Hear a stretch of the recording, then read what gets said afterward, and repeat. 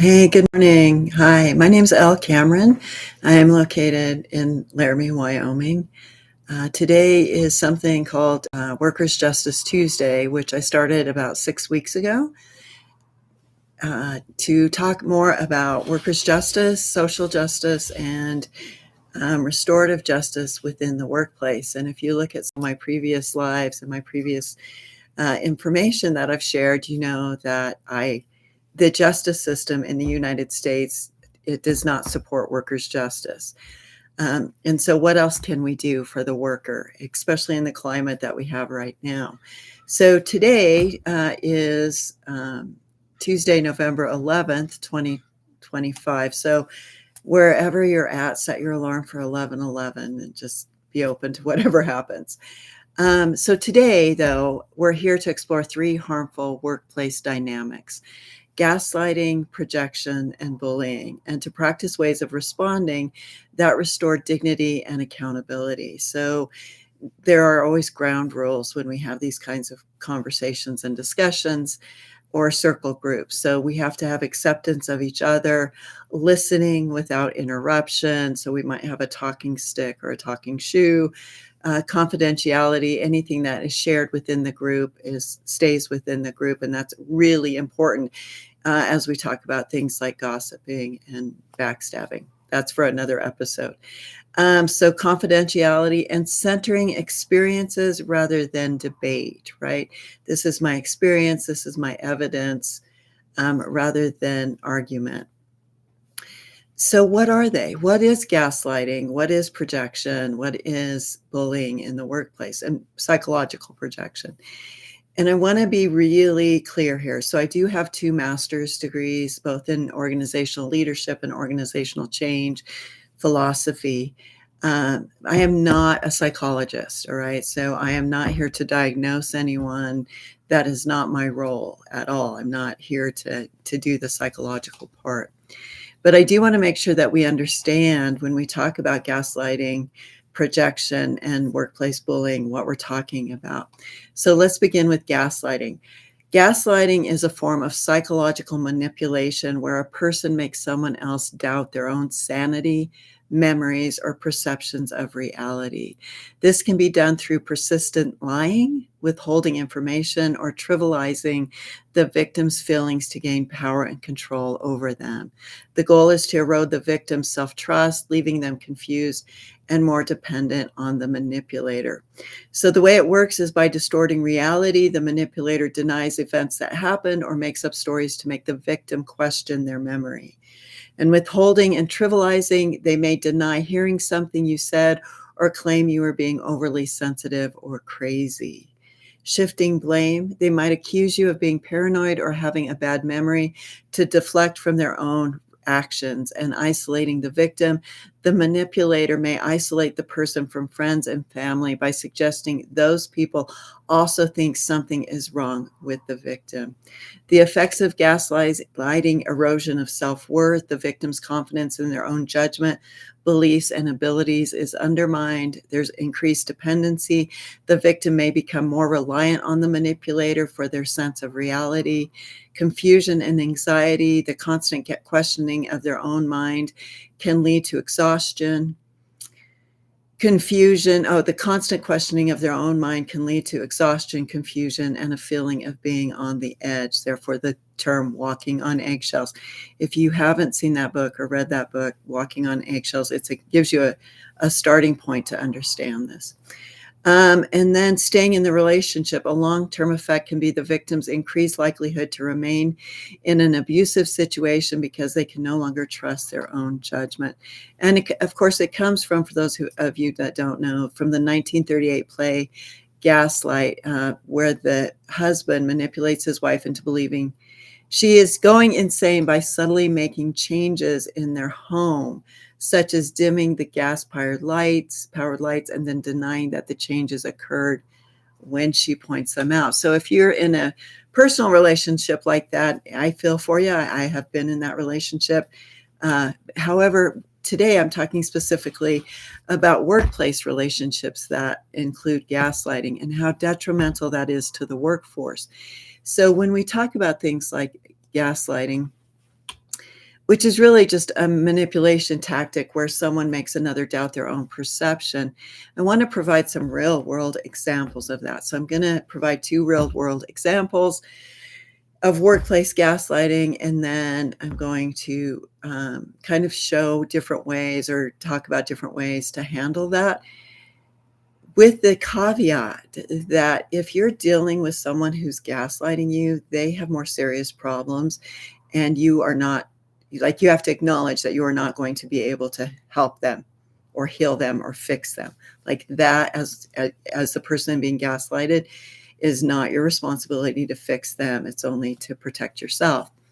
So one gaslighting example is a manager denies ever approving a project plan they previously signed off on, leaving the employee confused and doubting themselves, right?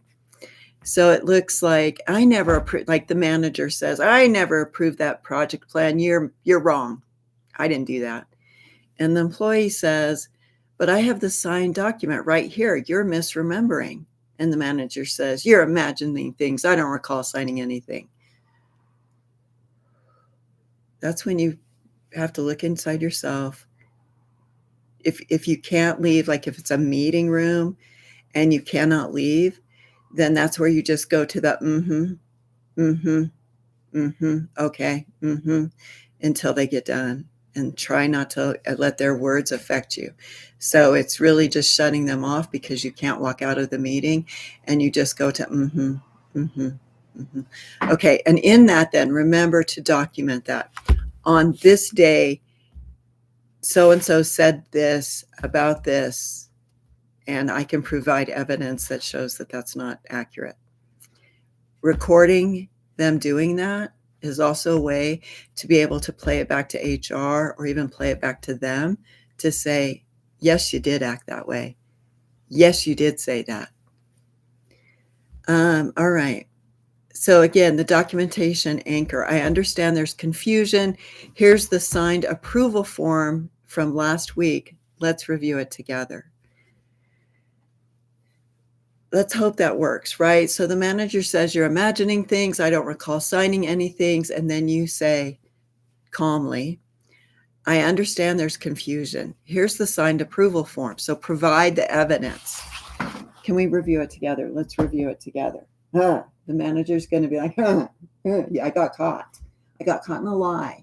And someone who gaslights does not like being caught. They cannot deal with it well. So you have to be ready for that as well. So what's that reaction?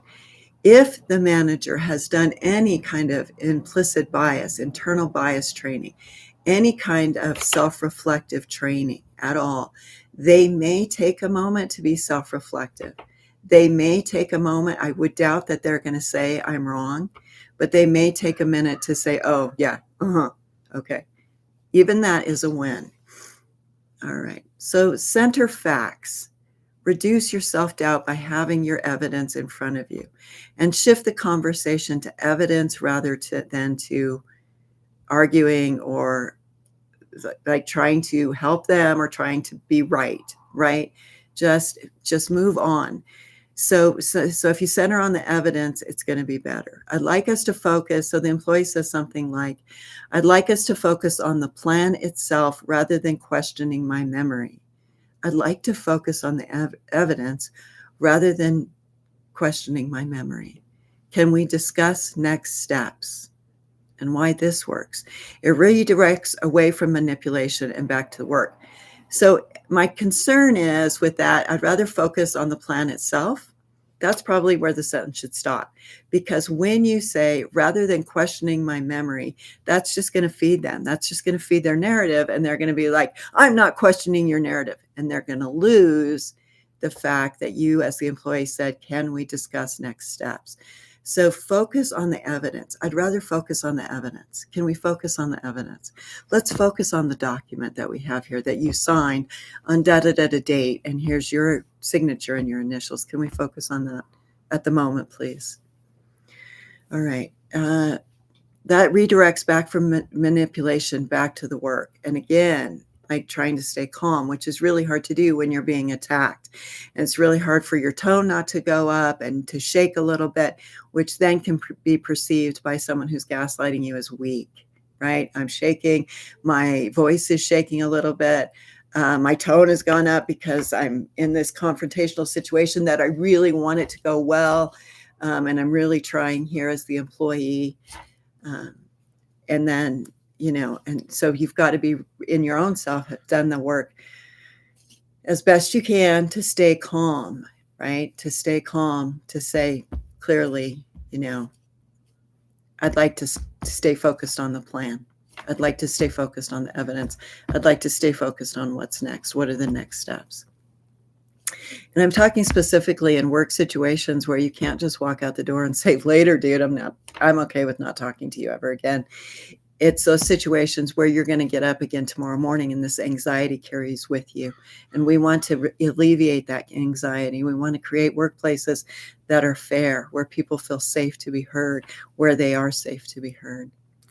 So the escalation path, if you've done all that, if your organization has an HR, human resources, then this is where you do want to go to HR, and you do want to say, I've documented repeated instances where my manager denies prior approvals, denies that I did the work, is denying me a safe place to speak up.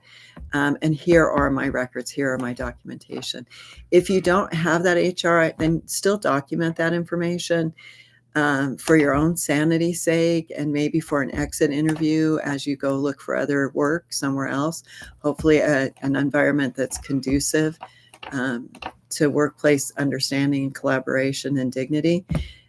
So you can document it for your own records for your exit interview. If you have HR, definitely document it for HR.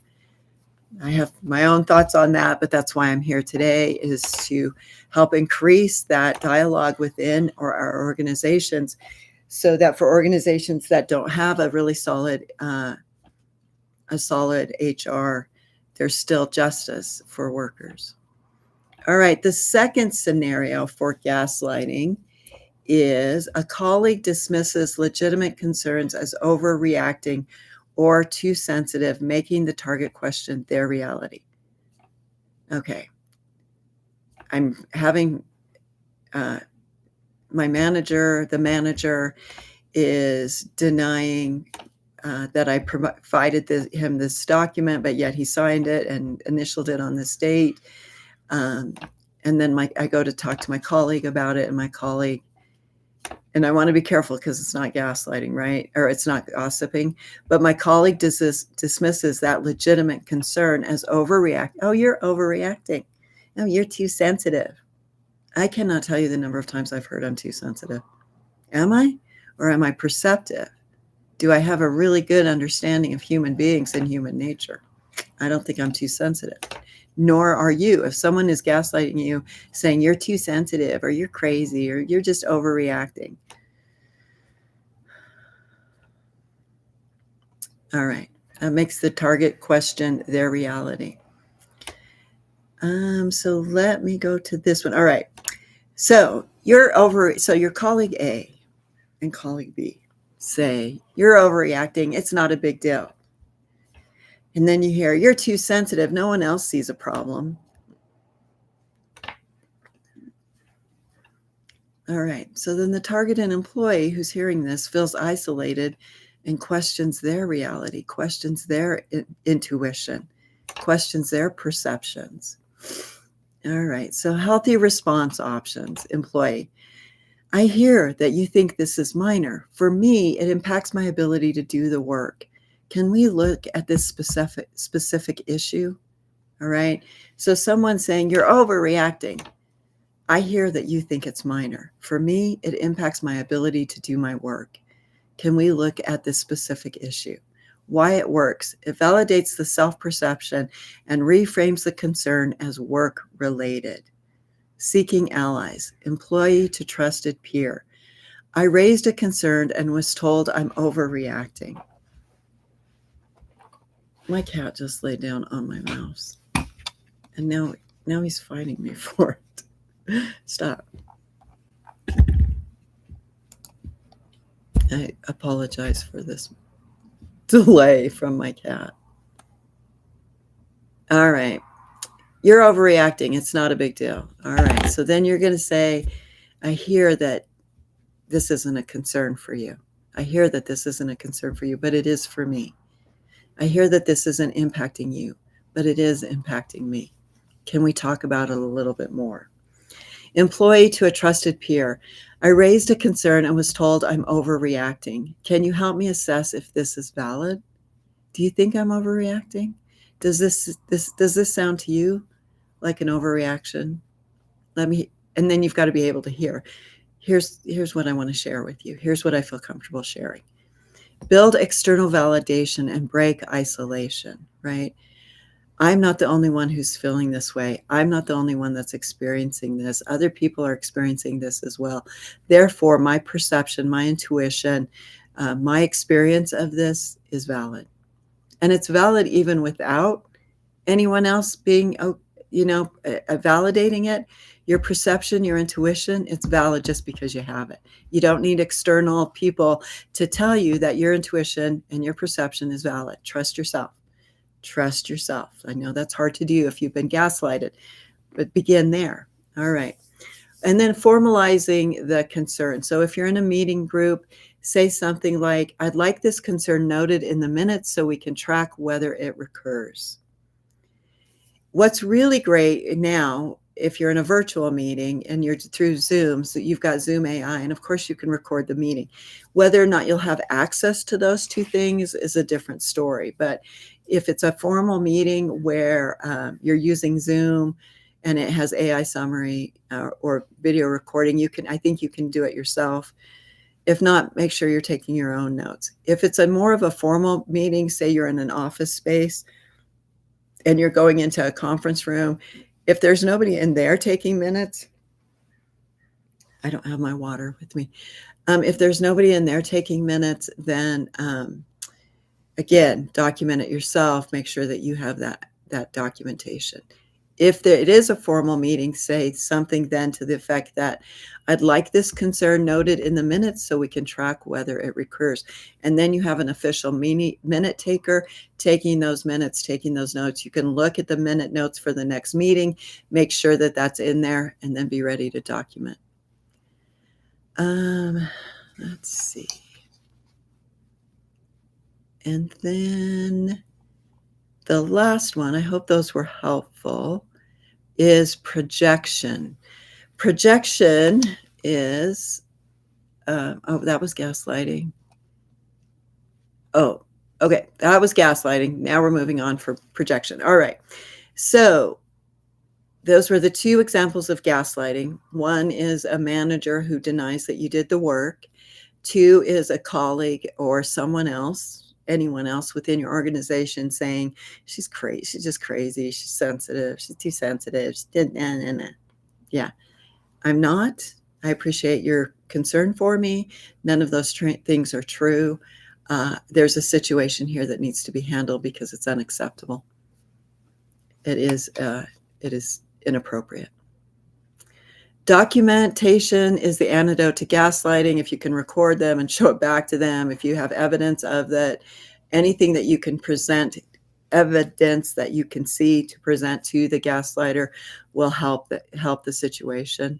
It can escalate the situation as well because the gaslighter is going to take it personal. They're going to get defensive. They're going to say things like, it's your reaction. It's not my action. It's your reaction. And so you have to be ready for that as well. Try as best you can to keep conversations professional and reduce emotional manipulation. If you don't have support from HR, if you don't have support from senior management, this gets really difficult. Build support networks. Allies and HR channels prevent isolation. They can also help with documentation and providing evidence. You're wrong to say to a gaslighter, you're wrong. That throws them off. You're wrong, and here's the evidence. I can prove to you that you're wrong. Normalize boundaries. Saying, let's focus on the work is a powerful reset, okay? So it's your reaction. Can we focus on the work? Can we focus on the task at hand? All right, the next one that I want to talk about is projection. I'm going to use this to help my throat get a little liquid in it because I do not have my water. Projection. Again, I am not a psychologist. I am not a psychiatrist. Projection is a psychological defense mechanism where individuals attribute their own negative traits, feelings, or mistakes to others. In workplaces, it often shows up as misplaced blame or accusations. All right. Psychological projection is a defense mechanism in which an individual attributes their own unacceptable thoughts, feelings, or behaviors to another person. Projection is a process where an individual unconsciously displaces their own negative traits, desires, or fears onto others. This allows them to avoid confronting these aspects of themselves and maintain a positive self-image. An example is a person who is jealous of their partner may project their jealousy onto them, accusing them of being unfaithful or suspicious. Causes. Projection can be caused by various factors, including unconscious conflict, anxiety, guilt, low self-esteem, and lack of self-awareness. The effects. Projection can have negative consequences, such as distorted perception of others, damaged relationships, accusations and blame, and difficulty resolving conflicts, especially in the workplace. Overcoming projection. To overcome projection, individuals can increase self-awareness, be aware of themselves, examine their own thoughts and feelings, take responsibility for their own actions, and seek professional help as needed. It's important to note that projection is a common defense mechanism that can occur occasionally. However, when it becomes a persistent pattern, it can indicate underlying mental health issues. All right, so here are my two scenarios. And thank you for letting me, inviting me to have something in my mouth for a moment to help with liquid. All right. All right, we've got two scenarios, missed deadlines and dishonesty accusation. And again, we're talking about projection. Projection, employee A. You're always late with your tasks. That's why the project's behind. And employee B says, actually, I submitted my part on time. The delays come from your section. All right, that's accusatory. So I'm going to hold off on that a minute. So the accusation, the projection is you're always late with your task. That's why the projection is behind. No, actually, I submitted my part on time. The delays are from your section. Well, now you've got to be ready because that's accusatory and somebody's going to be defensive. So you've got to be ready for that. What you just said when you said the delays come from your section is that's going to create that other person to be defensive almost immediately. What do you mean that's from my section? That's not from my next section. And then you've got to have your evidence to say, let's check the timeline together. My submission was on Tuesday. Can we review yours? Let's check the timeline together. My submission was on Tuesday. Let's look at the timeline. Let's double check it. Hopefully, if you can stay away from accusatory statements, use statements or accusatory statements, it's going to be a little bit better for the dialogue, right? So my submission was on Tuesday. Let's review the timeline together. Maybe as you review the timeline together, then that employee A will just see for themselves their mistake and be like, oh, yeah, it is on me. That would be dignity. That would be acceptable behavior. Employee says you're always late with your tasks. You say, I submitted my part on time. Let's look at the timeline together.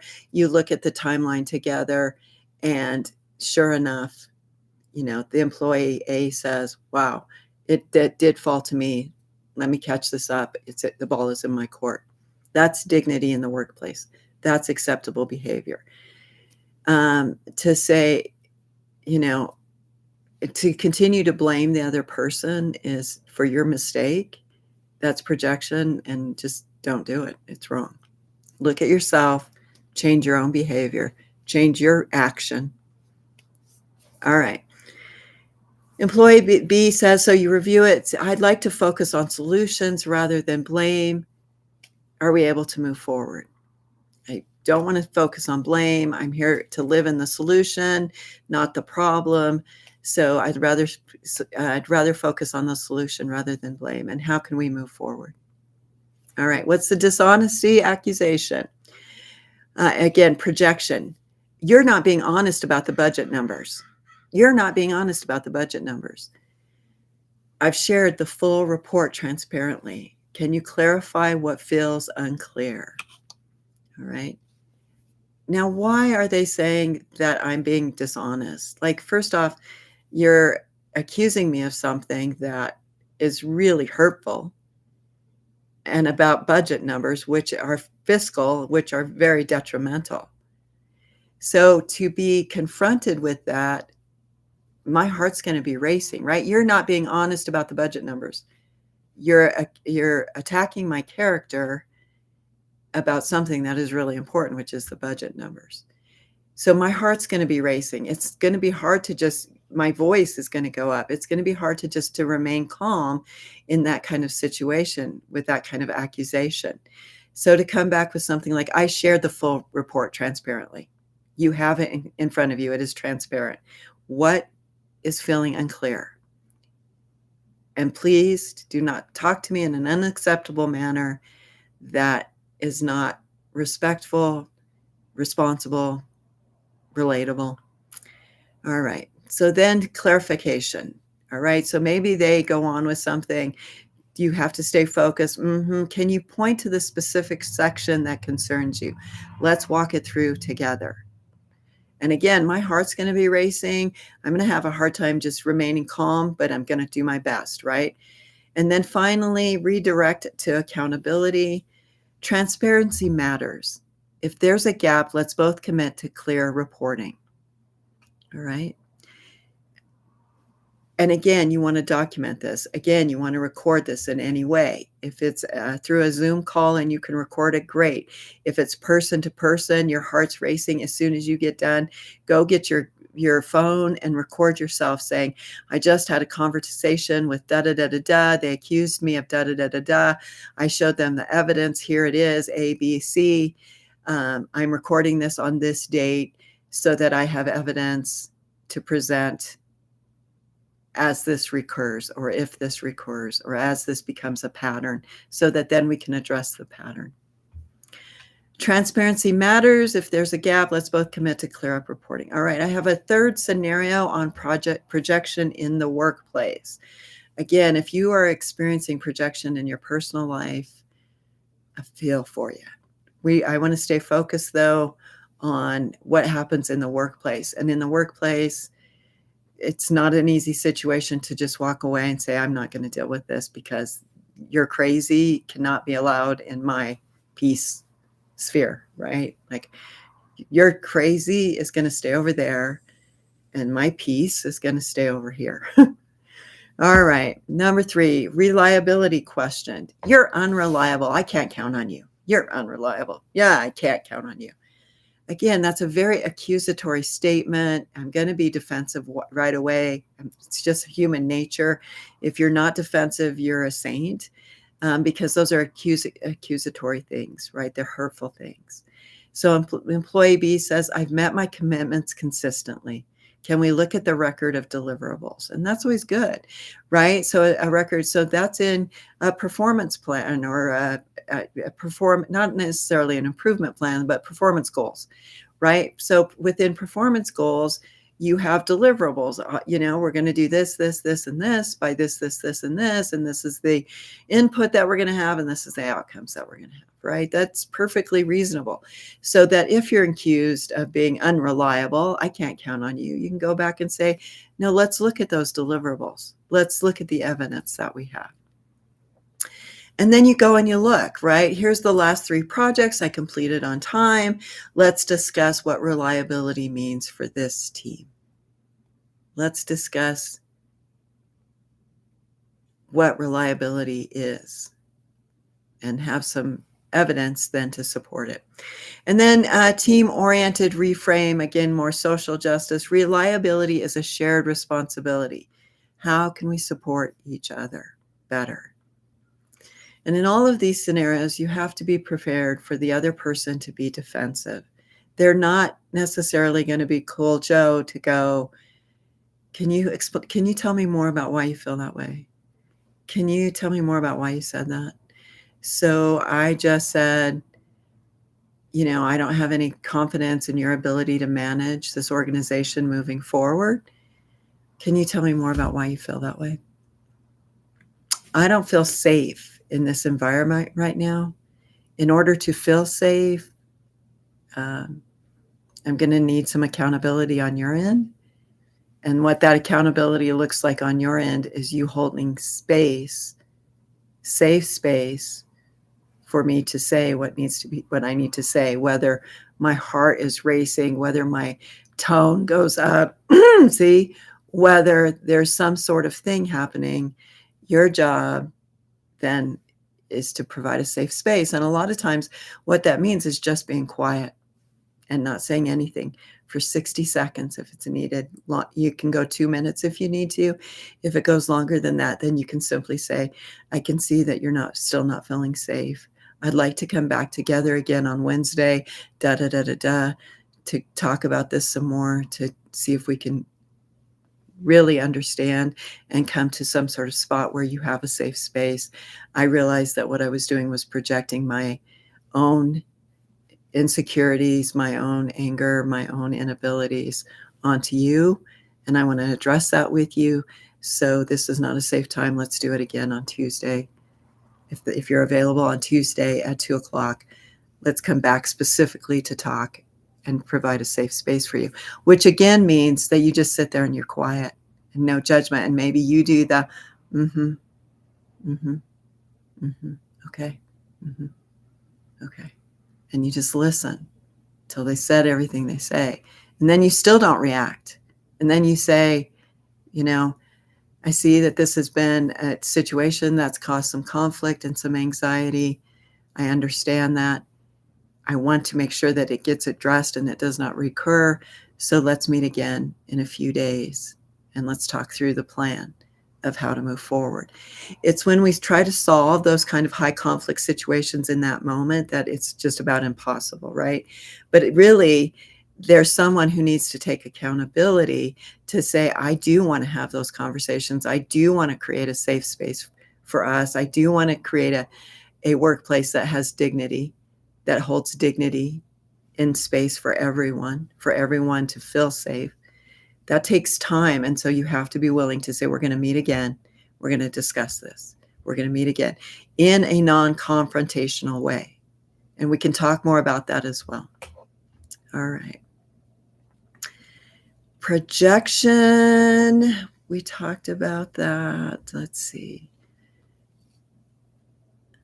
I have some circle dialogue. So working in a circle, I have some role playing that happens so that in projection, so that we can actually work on it and start to develop those kinds of workplaces. Have you experienced misplaced blame at work? How do you distinguish between accountability and projection? And what strategies help you redirect the conversation to facts? So I'm happy to work with your group. I see my time. With your group, this may actually last about an hour.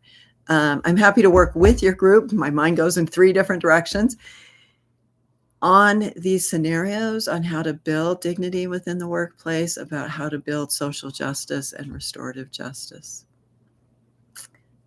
And then finally, the last thing is bullying in the workplace, right? Let me see. I think I have one more. Okay. Bullying in the workplace. So I have several scenarios. Let's talk about what bullying is first. Bullying, it's repeated offensive and hostile behavior intended to undermine, intimidate, or harm another employee. It can be verbal, social, or digital, and is often persistent. So example, let's go to bullying, because again, I want to make sure that I am not. Okay, involves repeated unreasonable actions from a person or group that create an intimidating, hostile, or offensive work environment, putting the targeted employee's health and safety at risk. Examples include persistent criticism, humiliation, spreading rumors, or sabotage, which can be carried out by anyone from a supervisor to a peer. What it is, it's the persistent mistreatment. Bullying is not a one-time event, but a continuous pattern of harmful behavior.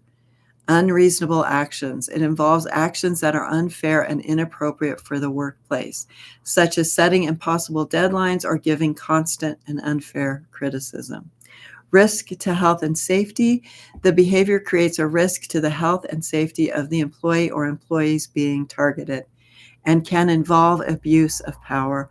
Often bullying involves an actual or perceived imbalance of power, though it can also occur between coworkers. And even with coworkers, there can be an imbalance of power.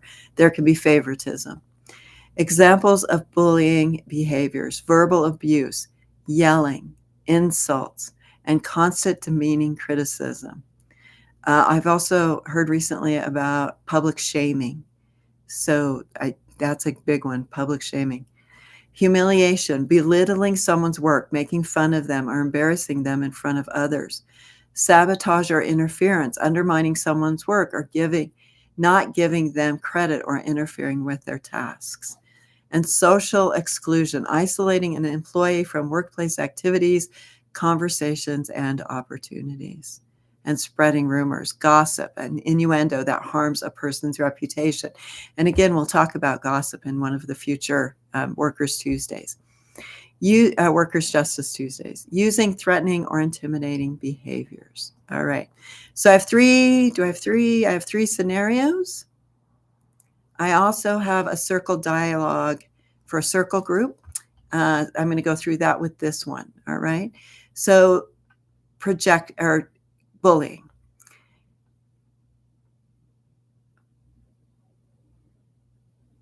All right.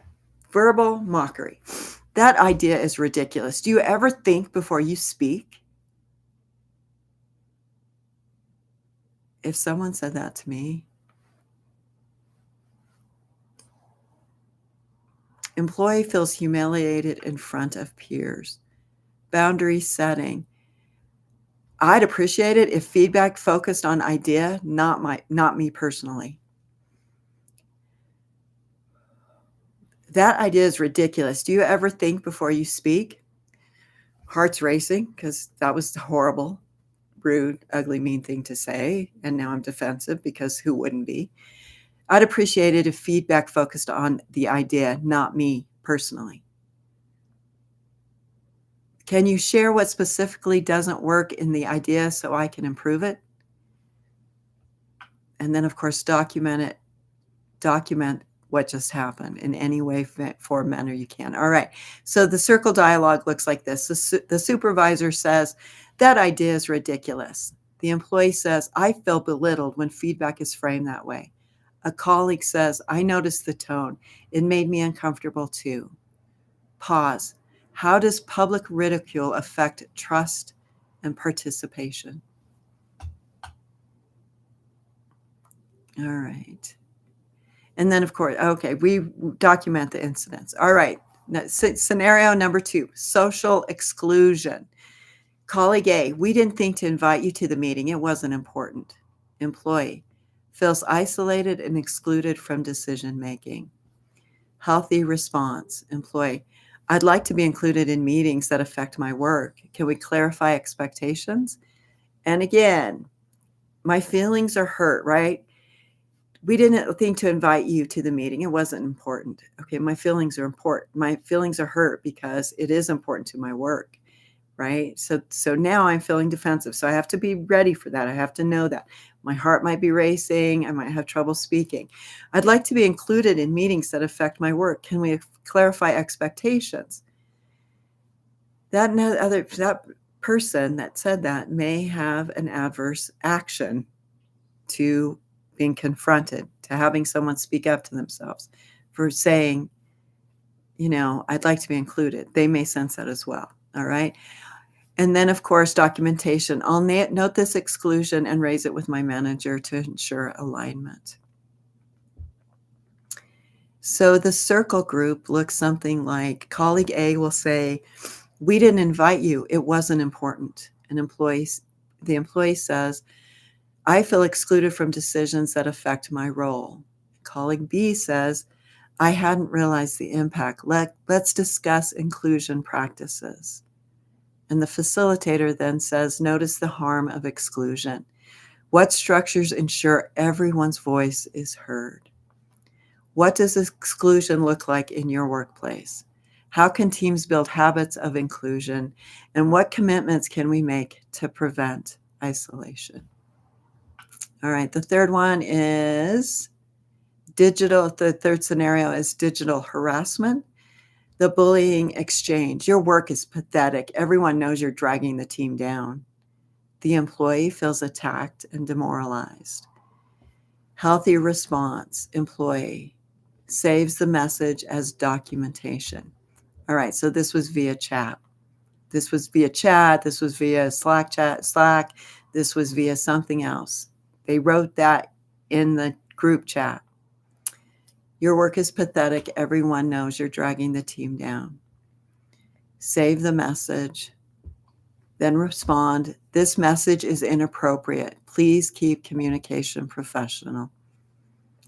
This message is inappropriate. Please keep communication professional. And be prepared to follow up. This may be a recurring event. Okay, fine. You may have to address with HR what you meant by this is inappropriate. And then to go to HR, again, if you don't have an HR in your organization or you don't feel comfortable, you're going to document it for your own well-being and just have it ready for your exit interview. I've received hostile messages, and here are the screenshots. All right. And then the circle dialogue for the digital harassment. Your work is pathetic. That's colleague B. The employee says, this message feels hostile and undermines my dignity. And then colleague C says, I believe we need respectful communication standards. Again, social justice. A third person comes in to say, I believe we need respectful communication standards. Let's reflect on digital spaces. How does harassment online differ from in person? All right. What role does documentation play in addressing digital bullying? A lot, because we can do a lot with digital bullying as far as documentation, as long as we screenshot it or save it before somebody else deletes it. How can organizations set clear digital conduct policies? And what supports help employees feel safe reporting harassment? So let's remember to emphasize safety and respect and acceptance of others, that they're different, but let's just accept people. Use prompts to surface lived experiences and coping strategies. Highlight dignity, inclusion, and accountability, and what commitments can we make to prevent bullying and foster repair. I'm going to take a minute to talk about best practices. Again, I want to thank you for watching and learn. You can learn more about my work around workers' justice on LinkedIn and on my YouTube channel and on my website. All right, best practices to deal with it. For individuals, document incidences. Keep records of dates, times, and behaviors to establish patterns. Seek allies. Share experiences with trusted colleagues or mentors to validate perceptions. And not in a backstabbing, not in a gossipy way. We can talk about that on another Tuesday. Set boundaries. Calmly assert what behavior is unacceptable and redirect conversations to facts. Use formal channels. Report to HR or supervisors or other people within the organization that you trust. They may not be in your direct line of hierarchy. Maybe you don't trust your direct line of hierarchy, and so you need to speak with somebody outside of that just to get some sort of validation on what you're experiencing.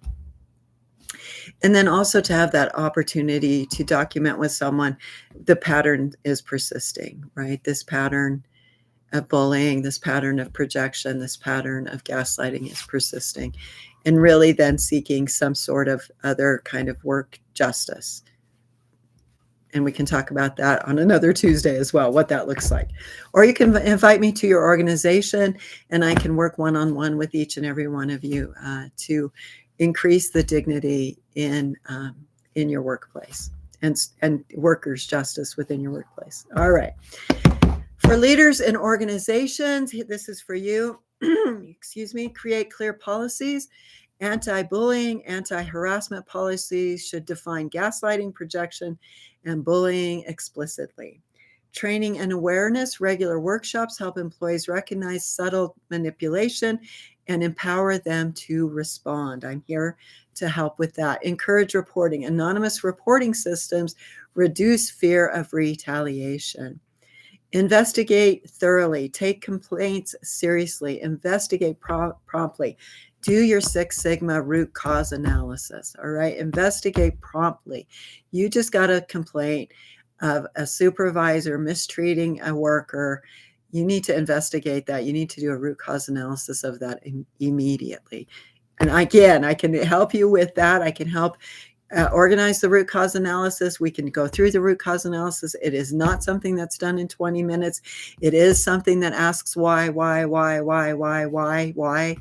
over and over again from multiple people until we get to the root cause. And I can help with those as well. Investigate, reduce the fear of retaliation. If you have an organization where others in the organization are afraid of retaliation because of what they've seen or witnessed, you have a fear of retaliation within your organization. That's going to prevent innovation. That's going to prevent creativity. That's going to prevent speaking up in any space that's out there. And certainly there's not going to be a safe space in the organization if there's fear of retaliation. There's not going to be a place, maybe anonymously, but even we all know, like some places, some organizations, we submit things anonymously and everybody knows who it is anyway.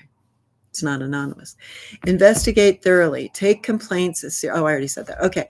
Foster culture of respect. Promote transparency. That's rough. Accountability and psychological safety to prevent toxic dynamics. Promote transparency with integrity, accountability, and psychological safety to prevent toxic work dynamics. Why this matters, why it matters, why this matters. Unchecked gaslighting, projection, and bullying erode trust, reduce productivity, and damage mental health. They also undermine organizational culture, leading to turnover and reputational harm. Addressing them requires both individual resistance and systematic accountability. Would you like me to oh, that's something else. If you would like me to reframe this and share it with your group, your organization, your business, your office, and work a little bit to restore workers' justice within the workplace, reach out to me. You can do it right here through my YouTube channel. Thanks for watching. This was a long one, but this is important, not just to me, but to a lot of people today. Thank you.